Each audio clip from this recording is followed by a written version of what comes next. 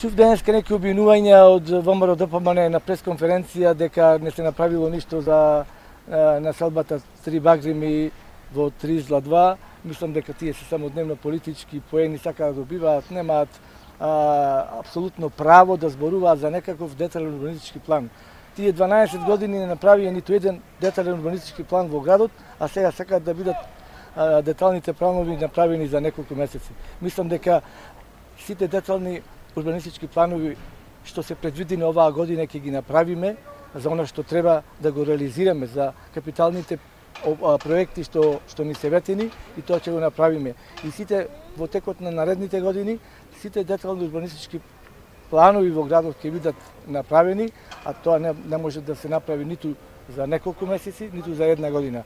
Ние го ветивме тоа на граѓаните и ќе го направиме во мојот мандат од 4 години. Ама некој да ми зборува за детален урбанистички план, а 12 години да не направи ниту еден, нема право тоа да зборува.